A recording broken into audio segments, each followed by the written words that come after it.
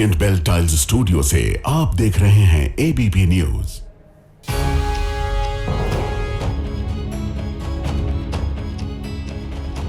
नमस्कार, मैं हूं प्रतिमा मिश्रा। दिन की हर बड़ी खबर के साथ आइए शुरू करते हैं भारत की बात। शुरुआत उन खबरों से जिन पर विस्तार से करेंगे चर्चा।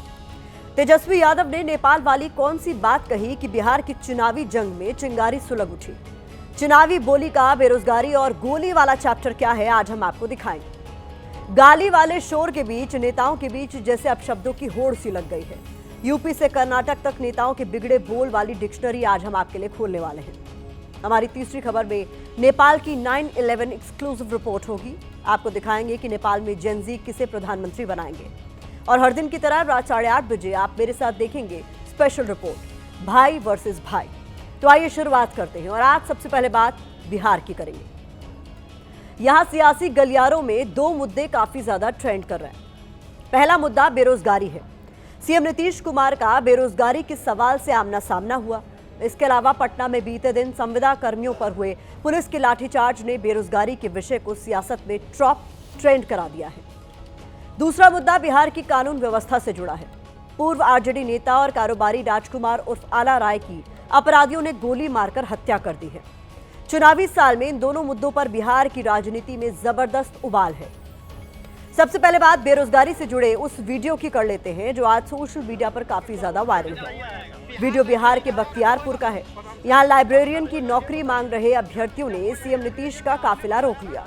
सीधे सीएम के सामने पूछ लिया कि सर वैकेंसी कब निकलेगी। सवाल सुनकर सीएम नीतीश कुमार तो बगले झांकने लगे। तब सीएम के साथ खड़े अधिकारी ने किसी तरह बात को संभाला। पहले आप ये वीडियो देखिए, इसके बाद बेरोजगारी के लाठीचार्ज वाले विषय को विस्तार देंगे। हम लोग लाइब्रेरियन के लिए आप जो नोटिस दिए थे, अभी तक इसका कोई प्रोटेक्शन नहीं आया सर। बिहार लाइब्रेरी का कब तक होएगा? प्रणाम सर, कब तक होएगा ये बताइए सर। लाइब्रेरियन के आपने बताया था कि 6500 हमने पद निकालेंगे सर, वो अभी तक उसका नोटिफिकेशन आया नहीं है सर। एक मिनट सर, स्टेट के भी आपने जारी कर दिए, TRE4 के भी जारी किए, लेकिन एलेट के अभी तक कोई सूचना नहीं है। ठीक है ना, हो जाएगा सर। हम लोग इसी के लिए आए थे सर। हम लोग सर इसी के लिए आए थे। ठीक सर। नौकरी के सवाल पर आपने सीएम नीतीश कुमार के साथ खड़े अधिकारी का जवाब सुना। उन्होंने कहा हो जाएगा, कब होगा ये किसी को नहीं पता।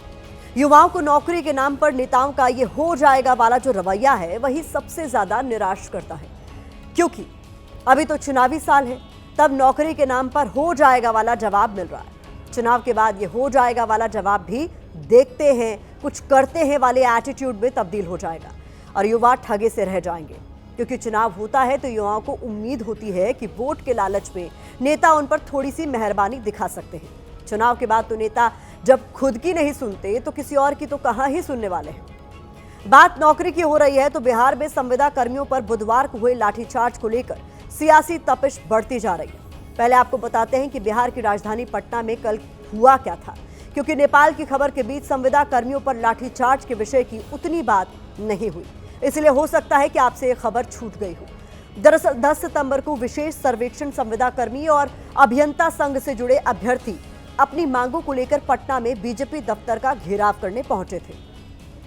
हाथों में बैनर पोस्टर लेकर बिहार सरकार के खिलाफ ये नारेबाजी कर रहे थे। इनकी मांगे थी कि पूर्व में धरना सत्याग्रह में बर्खास्त किए गए सभी कर्मियों को तत्काल प्रभाव से बहाल किया जाए। विशेष सर्वेक्षण बंदोबस्त पदाधिकारी समेत कुछ पदों पर सेवा 60 साल तक नियमित की जाए। महंगाई भत्ता दिया जाए। इसके अलावा इनकी मांग थी कि ट्रेवल अलाउंस के लिए भी ईंधन भत्ता एकमुश्त 3000 कर दिया जाए। ECIS कार्ड दिया जाए। EPFO में सरकार की तरफ से अंशदान दिया जाए। इसके अलावा इन लोगों की और भी कई मांगे थी। प्रदर्शनकारी लगातार बीजेपी दफ्तर घेर कर बैठे थे। पुलिस हटने के लिए कह रही थी। जब प्रदर्शनकारियों ने पुलिस की नहीं सुनी तो पुलिस ने उन्हें लाठी के दम पर खदेड़ने की कोशिश की।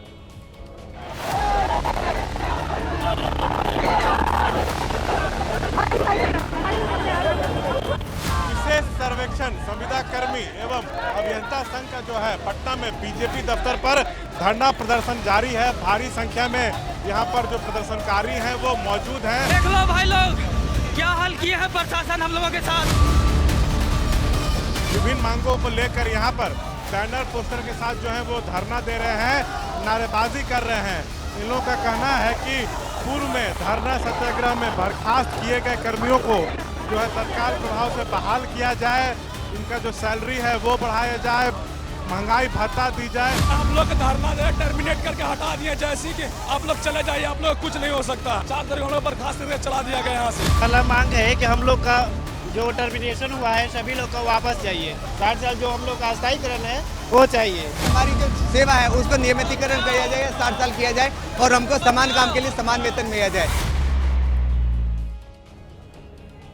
अब क्योंकि चुनावी साल है, बिहार में कुछ भी होगा तो उस पर शोर होना लाजमी है।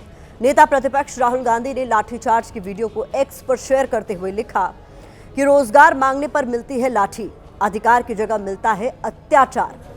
बिहार के युवा अब की बार इस सरकार को उसकी असली जगह दिखाएंगे। उल्टी गिनती चालू हो गई है। राहुल गांधी के पोस्ट में एक शब्द है जिसको मैंने नहीं पढ़ा, क्योंकि पढ़ने से ज्यादा आपको देखकर इसका मतलब समझ में आएगा। हालांकि राहुल गांधी के पोस्ट पर इतनी हाय तौबा नहीं मची जितना घमासान तेजस्वी यादव के एक बयान से हुआ। इस बयान में उन्होंने बेरोजगारी का नाम तो नहीं लिया, लेकिन नेपाल की जेनजी क्रांति के बहाने बिहार में युवाओं की बेरोजगारी के मुद्दे को सियासी चिंगारी दे दी। तेजस्वी यादव ने कहा कि बिहार नेपाल में ज्यादा अंतर नहीं है, बगल में ही है। इस पर बीजेपी कह रही है कि नेता प्रतिपक्ष सकारात्मक विपक्ष की भूमिका अदा करें और अपनी पार्टी और परिवार की पहले चिंता करें। आरजेडी कह रही है कि जब सच बोला जाता है तो बीजेपी को मिर्ची लगती है। तो जेडीयू ने पलटवार किया है कि वो अनुभवहीन है, कम पढ़े लिखे हैं, जितनी जानकारी रहती है उसी तरह की बातें करते हैं। बिहार और नेपाल में ज्यादा अंतर नहीं है, बगले में है। तेजस्वी जी पहले राघोपुर की चिंता करें। राघोपुर को लेकर के उनके मन में ना कोई विजन है, ना कोई रोड मैप है। उथल पुथल की चिंता पार्टी की करें, उथल पुथल की चिंता परिवार की करें और बिहार की करें।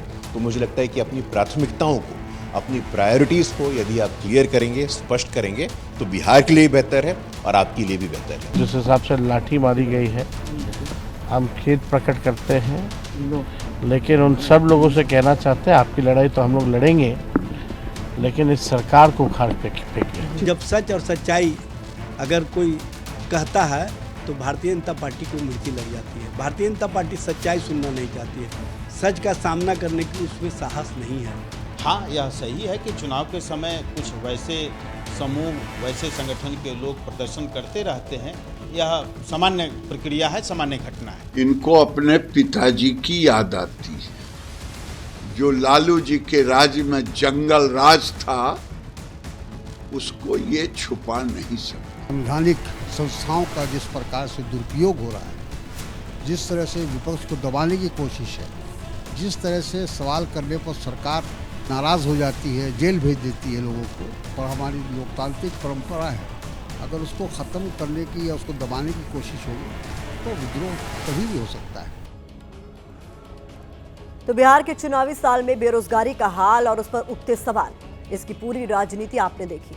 अब वक्त आपको बिहार की कानून व्यवस्था से जुड़ी एक तस्वीर दिखाने का है। ये सीसीटीवी वीडियो मर्डर की एक वारदात का है। वीडियो में बिहार की कानून व्यवस्था अपराधियों के डर से भागती हुई नजर आ रही है। राजधानी पटना में आरजेडी के पूर्व नेता राजकुमार उर्फ आला राय की अपराधियों ने गोली मारकर हत्या कर दी। राजकुमार राघोपुर से निर्दलीय चुनाव लड़ने की तैयारी कर रहे थे।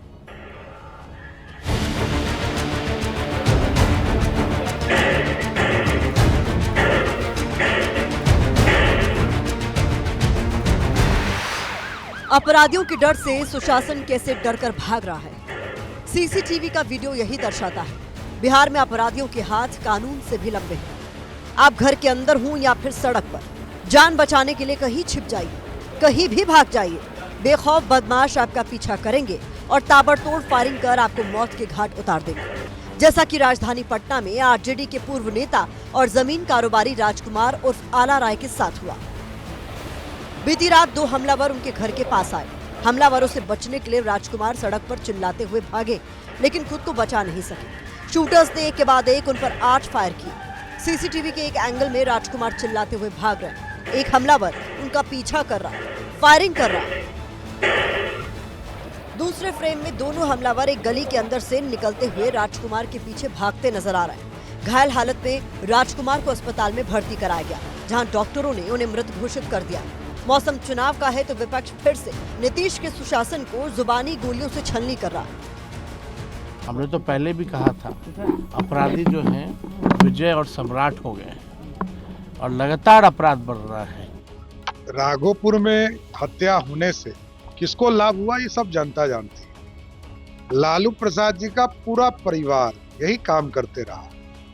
लालू जी का पूरा परिवार हत्यारों को, अपराधी को संरक्षण देते रहा। उनकी हत्या जमीन और पैसे के लेन देन के क्रम में हुई है।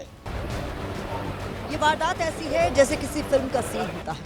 अब वारदात हो चुकी है और उस पर सियासी जुबानी फायरिंग हो रही है। देखना है कि वोट चोरी के साथ साथ क्या विपक्ष कानून व्यवस्था को एनडीए के खिलाफ चुनावी मुद्दा बना पाता है। बिहार में लाठीचार्ज की घटना पर सोशल मीडिया के ओपिनियन की बात करें तो यूजर्स लिख रहे हैं कि क्या शांतिपूर्ण मांग का जवाब लाठीचार्ज है। बिहार में छात्रों की आवाज दबाने के लिए फिर लाठियां चली। नौकरी मांगना गुनाह नहीं है, लेकिन बिहार में बेरोजगारों का स्वागत लाठियों से होता है। जो सरकार युवाओं को रोजगार के अवसर देने की जगह यातना देने पर उतारू हो, उसे सत्ता में बने रहने का कोई हक नहीं है। ये इस खबर पर सोशल मीडिया का नजरिया है। अगली खबर का रुख करते हैं। सियासत की वो डिक्शनरी खोलते हैं जो नेताओं के सियासी संस्कार की बिगड़ी शब्दावली से भरी पड़ी है। यूपी में बीजेपी नेता और मंत्री दिनेश प्रताप सिंह ने आज प्रियंका गांधी के लिए कुछ ऐसा कहा जिससे महिलाओं के प्रति उनकी तिरस्कारी सोच देश के सामने आ गई। इसी तरह कर्नाटक में बीजेपी नेता सीटी रवि की जुबान आउट ऑफ कंट्रोल हो गई है। इन दोनों नेताओं के बयान से जुड़े कीवर्ड्स इनकी बदजुबानी की झलक दे रहे हैं, जैसे शूर्पणखा, राक्षस, चोर, लाश, वोट चोर, हिंदू मुसलमान, सिर काट देंगे, दफन और बाप। दोनों नेताओं ने अपशब्दों की चिंगारी छोड़ी तो सियासत सुलग उठी।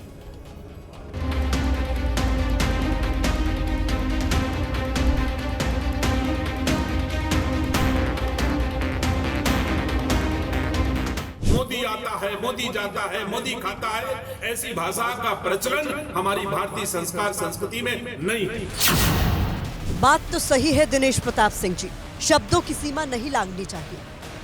संस्कार संस्कृति का आदर सम्मान होना चाहिए, लेकिन सम्मान की बात करते करते आप खुद ही सीमा लांघ बैठे। प्रियंका गांधी हा हा हा हा हा हा हंसती जैसे शूर्पणखा हंसती थी कभी। कान खुले आपके, आपने प्रियंका गांधी को राक्षस कहा है।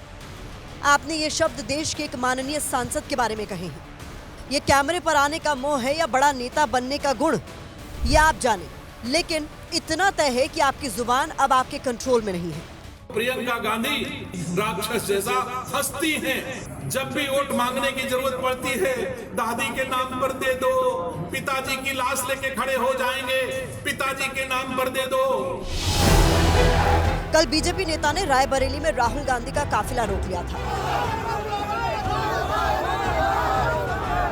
तभी से दिनेश प्रताप सिंह को बड़ा नेता बनने का आभास होने लगा था। इसीलिए गांधी परिवार पर हमला बोलने के लिए सिंह साहब ने मीडिया बुलाई और फिर इनकी जुबान कैंची की तरह चलती गई। उन्होंने कहा भाजपा के लोग डिस्टर्ब हैं क्योंकि मैंने उनकी चोरी खोली है। चोर चोरी करे, सीना जोरी भी करे। मोदी के राज में राहुल जी सीना जोरी नहीं चलने वाली। दरअसल राहुल गांधी ने रायबरेली में वोट चोर गद्दी छोड़ वाली बात कही थी। उन्होंने बीजेपी को टारगेट किया था, कहा था कि बीजेपी वोटों की चोरी कर रही है। इसी बात से दिनेश प्रताप सिंह भरे बैठे थे। पूरे देश में नारा चल रहा है, वोट चोर गद्दी छोड़।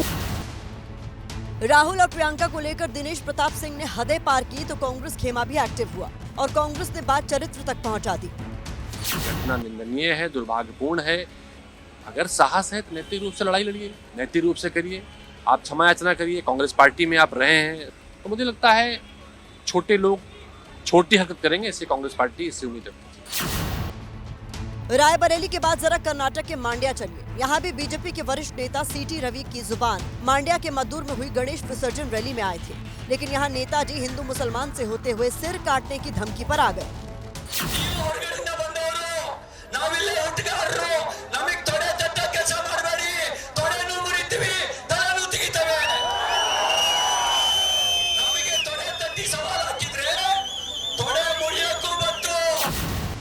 अब बीजेपी नेता पर एफआईआर दर्ज हो गई है, लेकिन अकड़ में कोई कमी नहीं आई है।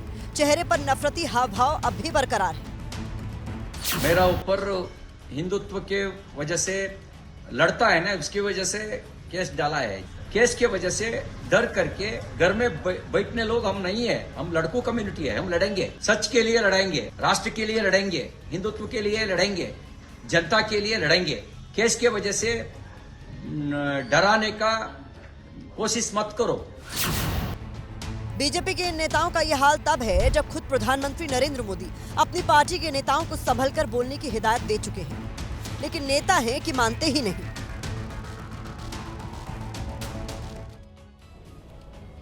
तो अगली बार जब ऐसे नेता महिलाओं के बीच वोट मांगने जाएं तो आप एक बार इनके ऐसे बयानों के बारे में सोचिएगा जरूर, क्योंकि एक महिला के लिए उसके सम्मान से बढ़कर कुछ नहीं है, और महिला चाहे कोई भी हो, उसके सम्मान से किसी तरह का समझौता नहीं किया जा सकता।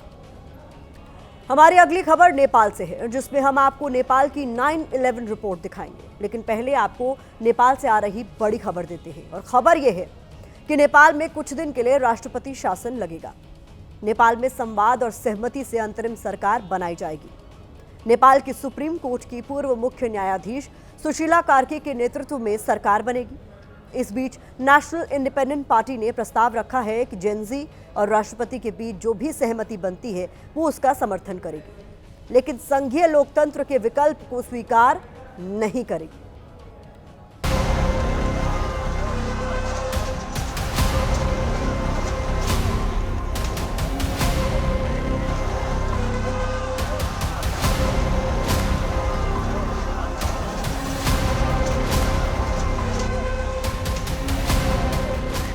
दिन की हिंसा के बाद नेपाल में आग तो बुझ गई, लेकिन नेपाल अब कई दशक पीछे जा चुका है। नेपाल में अब नया संकट जेनजी के बीच है।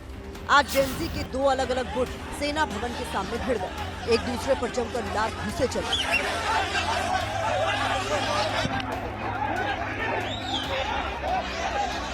यहाँ बात कम और लात घूंसे ज्यादा चले। जेनजी कह रहे हैं कि उन्होंने देश बनाने के लिए आंदोलन किया था, लेकिन अब यहाँ नेता बनाने के नाम पर राजनीति हो रही है। सोच्छु सबैजना पोलिटिक्स खेल्छ, के हो यो पोलिटिक्स भने यार, पोलिटिक्स भनेर देश बनाउने होइन र भने यार, के आफ्नो स्वार्थ गर्न पोलिटिक्स खेल्ने हो र? यस्तो पनि पोलिटिक्स हुन्छ? ठोक्छु यार म यस्तो पोलिटिक्स। नेपाल में इस वक्त सबसे ज्यादा नजरें इसी सेना मुख्यालय पर हैं, क्योंकि इसी सेना मुख्यालय में कई नेताओं को रखे जाने की खबर है। इसी बिल्डिंग से अब नेपाल चल रहा है। नेपाल की पूरी कमांड संभाल रहे हैं, ये है नेपाल के आर्मी हेडक्वार्टर। ये आर्मी हेडक्वार्टर से जंगी अड्डा भी कहा जाता है, और नेपाल का सारा शक्ति अभी इसी में निहित हो गया है। हालांकि इसी के अंतर्गत में सारे लीडर को भी रखा गया है, जो कल तक प्रधानमंत्री थे, जो कल तक मंत्री थे, जो कल तक नेता थे, सारे को यहीं पर सुरक्षित रखा गया है। 9 तारीख को जेनजी ने काठमांडू के हिल्टन होटल को आग के हवाले किया था। होटल धू-धू कर जला था, लेकिन 48 घंटे बाद भी हिंसा की आग में ये होटल धधक रहा है। आज भी होटल के अंदर आग लगी हुई है। नेपाल की सड़कें सुनसान हैं, लेकिन फिजाओं में अब भी तनाव है। आज नेपाल के रामेछाप में कैदियों ने जेल से भागने की कोशिश की, जिसके बाद सेना ने गोली चला दी। इसमें 2 कैदियों की मौत हो गई।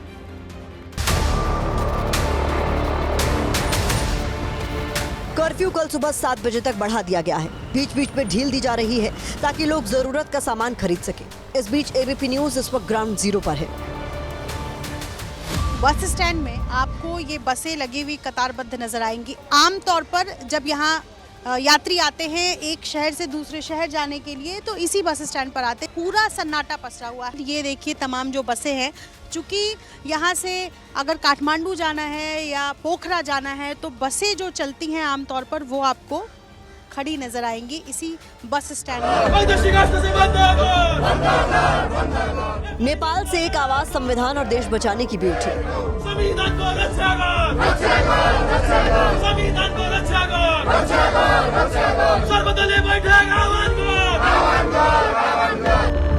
तख्ता पलट के पीछे सबसे बड़ा रोल जेनजी का रहा, इसलिए जेनजी भी आने वाली सरकार में अपनी अहम भूमिका चाहते हैं।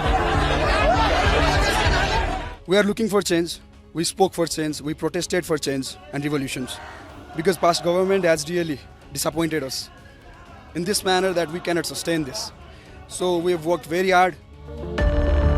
इस बीच भारत और नेपाल को जोड़ने वाला मैत्री पुल आज खुल गया। बॉर्डर पर सिक्योरिटी बेहद सख्त है। इंडिया नेपाल बॉर्डर पर ये स्कैनिंग मशीन रखा गया है ताकि जो भी व्यक्ति भारत आ रहे हैं नेपाल से बैग्स लेकर के या कोई भी सामान लेकर के उसको इस स्कैनिंग मशीन पे रखा जा रहा है और दूसरे साइड से इसको मतलब लेकर जा सकते हैं। इसमें ख़ास तौर पर उन चीज़ों का ध्यान रखा जा रहा है कि क्या कहीं कोई एक्सप्लोसिव सामान तो नहीं है, कोई आर्म्स तो नहीं है बैग में। इस तरीके से जब बैग चेक हो जा रहा है उसके बाद ही उनको यहाँ से जाने की इजाज़त मिल रही है। जो भारतीय नेपाल में फंस गए थे वो भी अब वापस भारत आ रहे हैं। हम 2 दिन से वहीं रुके हुए थे, हिंसा को देखते हुए हमने खुद ने निर्णय लिया हम यहाँ से नहीं निकलेंगे। नेपाल में अब हिंसा की चिंगारी तो बुझ गई है, लेकिन नेपाल के सामने अब सबसे बड़ा सवाल यह है कि आगे क्या होगा। नेपाल में जेनजी की क्रांति सिर्फ एक शब्द बनकर ना रह जाए, क्योंकि जिस क्रांति का कोई चेहरा नहीं होता वो अक्सर बाढ़ के पानी की तरह आती है और बह जाती है। क्रांति को एक नेता की जरूरत होती है ताकि सैलाब की तरह उठे विद्रोह को शांत कर उसे सही दिशा में मोड़ सके। डांस हो रहा है, नाच हो रहा है, तो क्या करें? इससे युवाओं को प्रेरणा मिलेगा, डांस करते रहेंगे।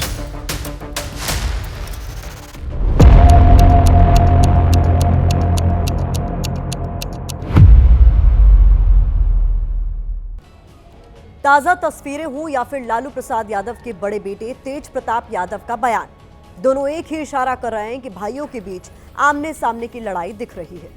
वरना बताइए, तेज प्रताप अपने छोटे भाई तेजस्वी के लिए ऐसी भाषा और शब्दों का इस्तेमाल भला क्यों करते, जिस भाषा का इस्तेमाल विपक्ष करता है। वो कहते हैं ना कि राजनीति में कोई किसी का सगा नहीं होता, फिर चाहे वो सगे भाई ही क्यों ना हो। और इस कहानी में तो पारिवारिक कलह से लेकर वर्चस्व की जंग तक के सारे एलिमेंट मौजूद हैं। दरअसल लालू यादव ने जब से बड़े बेटे तेज प्रताप को आरजेडी से निकाला है, तब से उनके मिजाज तल्ख हो गए हैं। तेज प्रताप को लग रहा है कि अब वापसी के दरवाजे बंद हो गए हैं, तो वो अपने छोटे भाई तेजस्वी यादव पर सीधा हमला करने लगे हैं। ताजा मामला तेजस्वी यादव के विधानसभा क्षेत्र राघोपुर का है, जहां बाढ़ पीड़ितों को राहत सामग्री बांटने के लिए पहुंचे थे तेज प्रताप और जनता से कह दिया कि मदद के लिए मैं आया हूं, आपका विधायक तो नाचने में व्यस्त है। मेरा अर्जुन वो है, मेरा भाई तेजस्वी।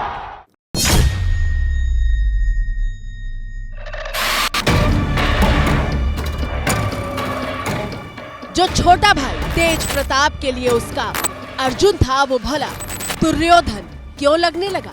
सरकार मदद नहीं कर रहा, लेकिन हम आके दे रहे हैं, ठीक है? सरकार आपका फेल है, विधायक भी फेल है, नाच रहा है। जो भाई एक दूसरे के गले में हाथ डालकर अपने रिश्तों की गर्माहट का ढोल पीटते। डांस हो रहा है, नाच हो रहा है, तो क्या करें हम? अब किसी को मन कर रहा है डांस करने का, तो कोई रुक थोड़े जाएगा। सरकार आपका फेल है, विधायक भी फेल है, नाच रहा है। तेजस्वी यादव की ये वो तस्वीर है जो बिहार विधानसभा चुनाव के ठीक पहले राजनीति का केंद्र बन गई। पहले हम जानते थे कि तेजस्वी पढ़ने लिखने में बहुत होशियार नहीं, फिर पता चला कि क्रिकेट बढ़िया नहीं खेलते हैं, अभी भी पता चल गया कि डांस भी नहीं करने आता। राय पर हमारे विपक्ष के साथी आदरणीय तेजस्वी यादव जी अपने कुलवाग के साथ डांस कर रहे हैं। ये दर्शाता है कि बिहार में सुशासन की सरकार है साथियों, नहीं तो उनको उठा करके ले जाता दियरा में।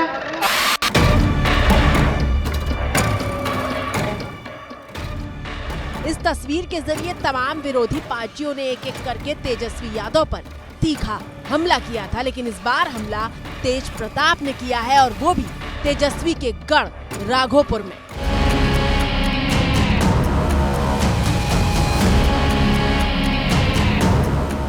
तस्वीरें तेजस्वी यादव के विधानसभा क्षेत्र राघोपुर की है, जहां बाढ़ पीड़ितों की मदद के लिए तेज प्रताप यादव राहत सामग्री लेकर पहुंचे थे।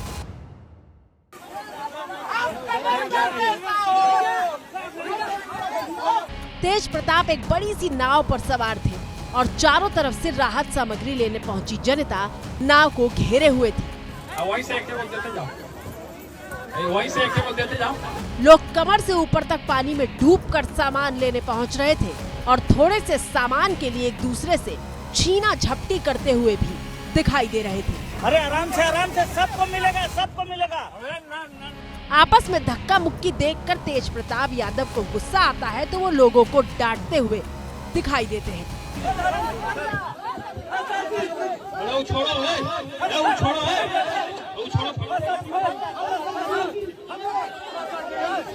और फिर इसी डांट के बाद तेज प्रताप राघोपुर की जनता से कहते हैं कि आपकी मदद ना तो बिहार की सरकार ने की और ना ही आपके विधायक तेजस्वी यादव ने, क्योंकि वो तो नाचने में व्यस्त है।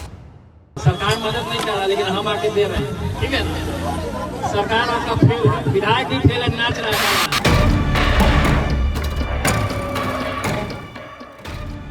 राघोपुर जाकर उन्होंने यह दिखा दिया कि अब वो पूरी तरह से आर पार के मूड में है। अब वो लालू परिवार में वापसी भूल चुके हैं। तेजस्वी यादव को हर मोर्चे पर शिकस्त देना चाहते हैं और इसकी तैयारी वो जोर शोर से कर रहे हैं। इसका फायदा लालू विरोधी पार्टियां उठाएगी। भारतीय जनता पार्टी, जनता दल यू तेज प्रताप यादव को एक मोहरा के रूप में इस्तेमाल कर सकती है और तेजस्वी यादव के खिलाफ मोहरा बनाकर उसका राजनीतिक फायदा उठा सकती है। यहाँ राघोपुर की जमीन से अपने ही छोटे भाई तेजस्वी पर बड़े भाई का हमला हेडलाइन बन गया, क्योंकि साल 2015 में तेजस्वी यादव ने पहली बार बिहार की राघोपुर सीट से ही विधानसभा चुनाव लड़ा था और राघोपुर लालू यादव की पारंपरिक सीट है। तेज प्रताप यादव और तेजस्वी के बीच सब कुछ ठीक नहीं है, ये तो हर कोई जान रहा था, लेकिन तेज प्रताप तेजस्वी पर अब तक सीधे अटैक नहीं कर रहे थे, इशारों इशारों में ही मन की बात कर रहे थे। हमको तोड़ने का काम किया, हमको भगवान ने मौका दे दिया, हमको तोड़ा। जो अपना किसी का नहीं हुआ वो जनता का क्या होगा?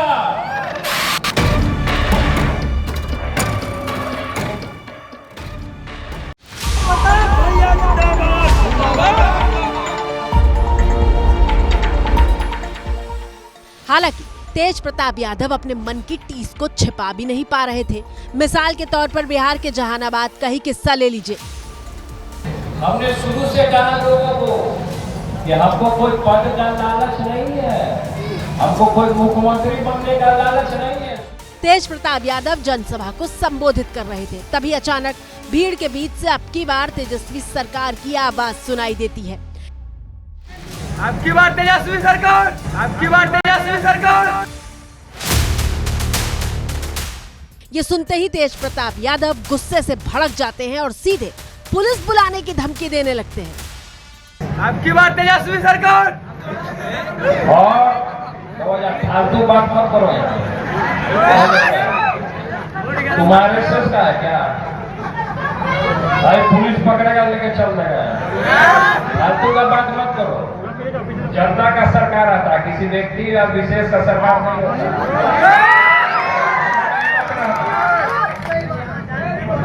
जो घमंड में रहेगा वो जल्दी गिरेगा, और सही में अगर नौटंकी करोगे तो रोजगार नहीं मिलता। डांटते हुए गुस्से में भी तेज प्रताप यादव ने एक लाइन कही कि जो घमंड करेगा वो गिरेगा।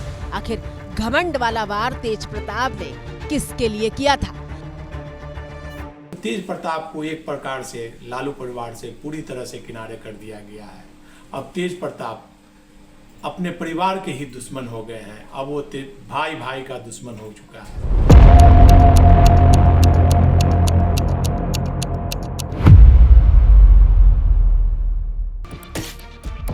और तो और तेजस्वी को तेज प्रताप यादव इन दिनों लगातार चैलेंज भी दे रहे हैं। जुलाई महीने में महुआ में एक कार्यक्रम के दौरान तेजस्वी यादव को बांसुरी बजाने की चुनौती दी थी।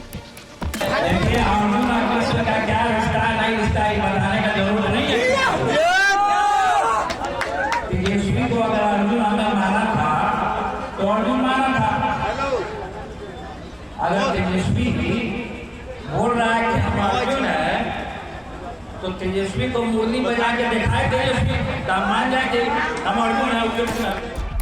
भाई को बांसुरी बजाने की चुनौती तो दी, लगे ही हाथ लोगों को ये बता दिया कि लालू के असली उत्तराधिकारी तो वो ही हैं। तो पार्टी से हमको बाहर किया, तो उस पार्टी से बाहर किया तो उस सबको समझ में आ गया था कि दूसरा लालू यादव तेज प्रताप यादव पैदा हो गया, इसलिए वो लोग के आंख में खटकने लगा। परिवार में तकरार की सबसे बड़ी मिसाल राखी वाले दिन देखने को मिली। जब बहनें राखी बांधने तेजस्वी के घर तो पहुंची, लेकिन तेज प्रताप के घर 7 में से एक भी बहन नहीं पहुंची। इनमें से 4 ने राखी भेजकर राखी की रस्म पूरी कर ली, लेकिन 2 बड़ी बहनें और सबसे छोटी ने इसकी भी जरूरत नहीं समझी। एक के बाद एक तेज प्रताप के तल्ख होते बयान ये बता रहे हैं कि जैसे जैसे बिहार चुनाव नजदीक आ रहा है, परिवार की अंदरूनी कलह भी सबके सामने आने लगी है। मुमकिन है कि आने वाले दिनों में तेज प्रताप तेजस्वी पर और ज्यादा हमलावर हो सकते हैं।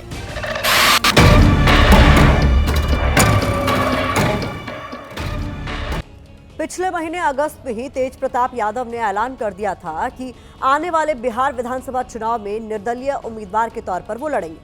तेज प्रताप का ये बयान आरजेडी से निकाले जाने के बाद आया था।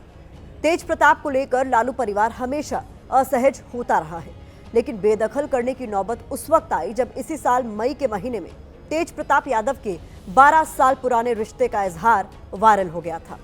बड़े बेटे के प्यार के इस कबूलनामे से लालू परिवार के भीतर भूचाल आ गया और इसी के बाद लालू यादव ने पार्टी और परिवार दोनों से बड़े बेटे तेज प्रताप को बाहर कर दिया। लेकिन आखिर ऐसा क्यों है कि तेजस्वी आंखों के तारे हो गए और तेज प्रताप परिवार से ही हमेशा के लिए दूर? लालू और राबड़ी देवी की 7वीं संतान है तेज प्रताप यादव, जिनका जन्म 6 बेटियों के बाद हुआ है। यार एक जगह बैठो ना यार, काहेला हुलूच फुलूच कर रहे हो यार, हम नहीं बोले, बोलो। रुको ना यार, रुको ना, 1 मिनट रुको। अरे ड्रोनवा को हटाओ ना यार, यहाँ से गिर ना जाएगा मथवा पे। तेज प्रताप यादव वो शख्स है जिसने सत्ता के स्वाद को बहुत करीब से जिया है। चलाओ गोली चलाते हो तो चलाओ, चलाओ गोली चलाओ। इस सरकार को इस्तीफा दे देना चाहिए और इस्तीफा नहीं देगा तो ये तेज प्रताप यादव जो लालू यादव का पैदाइश है। तेज प्रताप सुर्खियों में तो हमेशा रहे, लेकिन गैर राजनीतिक वजहों से। हालांकि सच्चाई यह है कि तेज प्रताप ऐसा चाहते बिल्कुल नहीं थे। वो तो इस बात पर फक्र महसूस करते थे कि उनके अंदाज को पिता लालू यादव से जोड़ा जाता रहा है। अब पापा सोच रहे होंगे कि मेरा भाषण चुरा लिया, मेरे अंदाज में बोल रहा, तो हम बोले क्यों? पहले यादवों का अहीर का जो पगड़ी है वो बांधना ना पड़ेगा।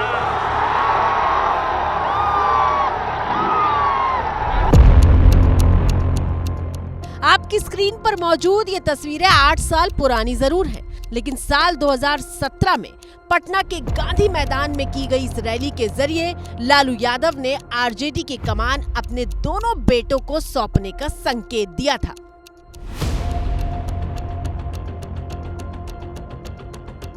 लालू यादव की पार्टी आरजेडी ने पटना के गांधी मैदान में बीजेपी भगाओ और देश बचाओ रैली की थी। इस रैली में तेज प्रताप यादव सबसे पहली पंक्ति में बैठे थे, जबकि पार्टी के वरिष्ठ नेता दूसरी पंक्ति में थे। साफ था कि लालू प्रसाद यादव तेज प्रताप को कितनी अहमियत देते हैं। तेज प्रताप भाषण देने के लिए शरद यादव के बाद आए थे और खुद को कृष्ण और छोटे भाई तेजस्वी यादव को अर्जुन बताया था। मेरा अर्जुन वो है, मेरा भाई तेजस्वी।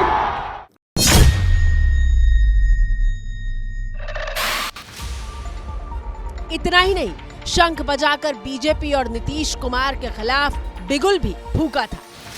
बीजेपी में कोई नेता शंख बजा लेगा, हार्ट अटैक कर जाएगा। नीतीश कुमार जी फूकते रह जाएंगे, जान निकल जाएगा,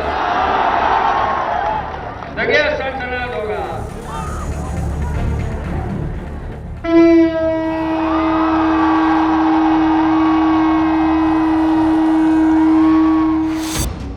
2015 में तेज प्रताप यादव बिहार की महुआ विधानसभा सीट से पहली बार विधायक चुने गए थे। इसके बाद नीतीश सरकार में स्वास्थ्य और पर्यावरण मंत्री बने। 2020 में हसनपुर विधानसभा सीट से चुनाव लड़ा और दूसरी बार विधायक बने। 2022 में जब आरजेडी और जेडीयू में दोबारा गठबंधन हुआ, तब नीतीश सरकार में तेज प्रताप फिर से पर्यावरण मंत्री बने। तेज प्रताप यादव सत्ता में बने हुए थे, लेकिन इसका मतलब ये नहीं था कि सब कुछ ठीक था।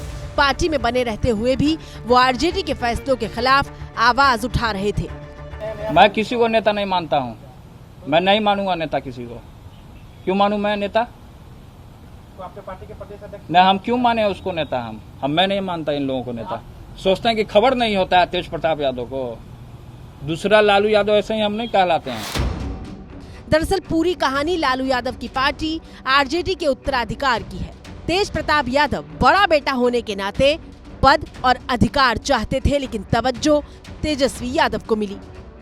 एक मेरा बेटा है, उनके प्रणाम पर तेजस्वी है।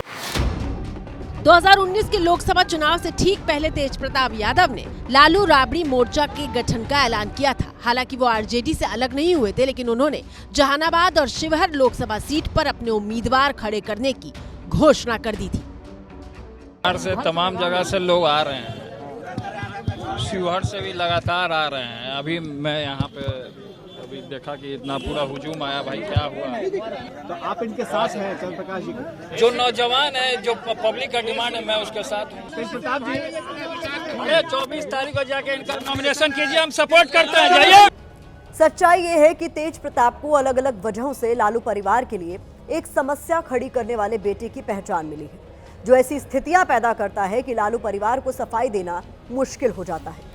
फिर चाहे तेज प्रताप के निजी जीवन से जुड़ी घटनाएं हों या फिर राजनीतिक बयानबाजी। शुरुआत ऐसे ही एक बयान के साथ करते हैं जो ये समझाएगा कि आखिर दोनों भाइयों के बीच इतना बड़ा फर्क क्यों दिखाई देता है। सुनिए, सिपाही, दीपक, एक गाना बजाएंगे, उसमें तुमको ठुमका लगाना,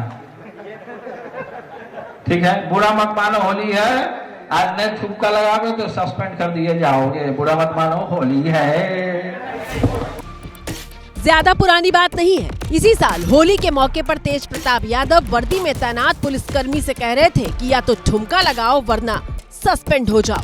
ऐसे एक नहीं तमाम वाक्य हैं जब तेज प्रताप एक नेता वाली छवि में सटीक नहीं दिखाई दिए। तेज प्रताप राजनीतिक महत्वाकांक्षा तो रखते हैं, लेकिन अपनी छवि को लेकर वो कभी कोई ठोस तस्वीर पेश नहीं कर पाए।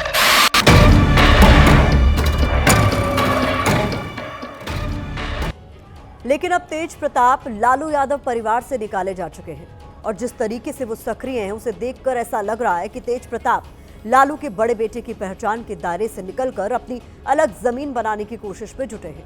मजबूरी में ही सही, लेकिन तेज प्रताप अकेले निकल पड़े हैं।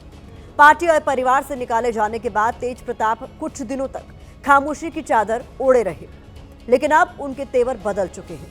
तेजस्वी का नाम सुनते ही वो भड़क जाते हैं। साफ है कि दोनों भाइयों के बीच सुलह के फिलहाल कोई आसार नहीं नजर आ रहे। तो भारत की बात में आज इतना ही। कल रात 8 बजे आप सभी से फिर होगी मुलाकात।